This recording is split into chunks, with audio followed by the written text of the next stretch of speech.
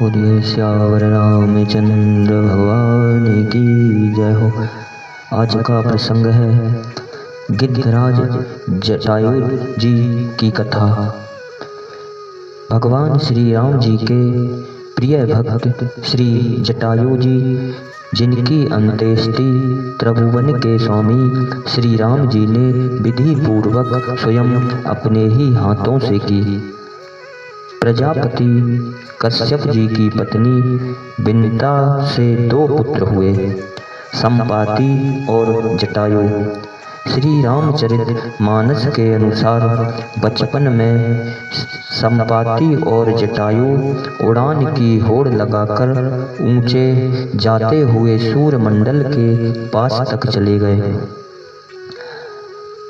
असहाय तेज ना सह सकने के कारण जटायु तो लौट आए, किंतु संपाति ऊपर ही उड़ते गए।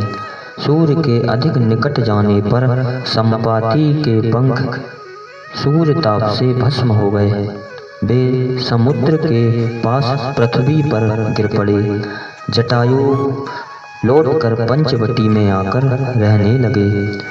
महाराज दशरथ जी से आखेट के समय इनका परिचय हो गया और महाराज ने इन्हें अपना मित्र बना लिया। वनवास के समय जब भगवान श्री राम जी पंचवटी पहुँचे, तब जटायु जी से उनका परिचय हुआ। मर्यादा पुरुषोत्तम भगवान श्री राम जी अपने पिता के सखा गिद्धराज का अपने पिता के समान ही सम्मान करते थे।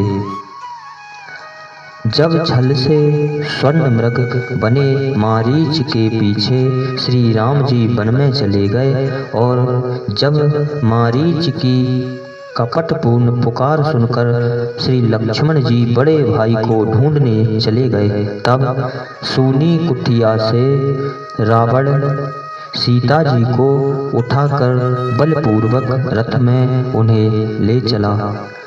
श्री विदेहराज श्री सीता जी का करुण क्रंदन सुनकर जटायु क्रोध में भर गए। वे ललकारते धिक्कारते हुए रावण पर टूट पड़े और एक बार तो राक्षस राज के केस पकड़कर उसे भूमि में पटक ही दिया। जटायु वृद्ध थे। वे जानते थे कि रावण से युद्ध में वे जीत नहीं सकते, परंतु नश्वर शरीर राम काज में लग जाए, इससे बड़ा सौभाग्य और क्या होगा। रावण से उनका भयंकर संग्राम हुआ। अंत में रावण ने उनके पंख तलवार से काट दिए। वे भूमि पर गिर पड़े। जानकी जी को लेकर रावण भाग गया। श्री राम जी विरह व्याकुल होकर श्री जानकी जी को ढूंढते हुए वहां आए। जटायु मरणासन थे। उनका चित्त भगवान श्री राम जी के चरणों में लगा था। उन्होंने कहा कि हे राघव, राक्षस राज रावण ने मेरी यह दशा की है। वही दुष्ट सीता जी को लेकर दक्षिण दिशा की ओर चला गया। मैंने तो तुम्हारे दर्शन के लिए ही अब तक प्राणों को रोक रखा था। अब वे विदा होना चाहते हैं, तुम आज्ञा दो। तब श्री राघव जी के नेत्र भर आए। उन्होंने कहा, आप प्राणों को रोकें, मैं आपके शरीर को अजर अमर तथा स्वस्थ बनाए देता हूँ। जटायु परम भागवत थे। शरीर का मोह उन्हें था ही नहीं। उन्होंने कहा, श्री राम, जिनका नाम मृत्यु के समय मुख से निकल जाए तो अधम प्राणी भी मुक्ति प्राप्त कर लेता है। ऐसी तुम्हारी महिमा है, श्रुतियों में वर्णित है। आज वही तुम प्रत्यक्ष मेरे सन्मुख हो, फिर मैं शरीर किस लाभ के लिए रखूं। दया के धाम भगवान श्री राम भद्र के नेत्रों में जल भराया। भगवान श्री राम जी के नेत्र झलक गए। वे कहने लगे कि हे तात, मैं तुम्हें क्या दे सकता हूँ? तुमने तो अपने ही कर्म से परम गति प्राप्त कर ली है। जिनका चित्त परोपकार में लगा रहता है, उन्हें संसार में कुछ भी दुर्लभ नहीं है।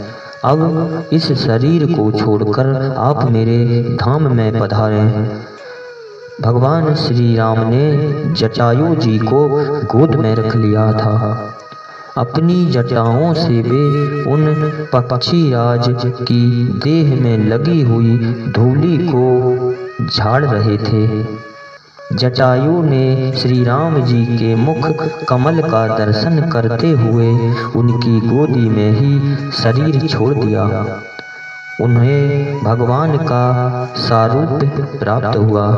वे तत्काल नव जलधर सुंदर पीतांबरधारी चतुर्भुज तेजो में शरीर धारण कर वैकुंठ चले गए। जैसे सतपुत्र श्रद्धा पूर्वक पिता की अंत्येष्टि करता है, वैसे ही भगवान श्री राम जी ने जटायु जी के शरीर का सम्मान पूर्वक दाह कर्म किया और उन्हें जलांजलि देकर श्रद्धा से श्राद्ध किया। पक्षी राज के सौभाग्य की महिमा का कहाँ पार है। त्रिभुवन के स्वामी भगवान श्री राम, जिन्होंने दशरथ जी की अंत्येष्टि नहीं की, उन्होंने अपने ही हाथों जटायु की अंत्येष्टि विधि पूर्वक की। उस समय उन्हें श्री जानकी जी का वियोग भी भूल गया था। ऐसे परम दयालु प्रभु भगवान श्री रामचंद्र जी की जय हो। इन्हीं शब्दों के साथ बोलिए सियावर रामचंद्र भगवान की जय हो।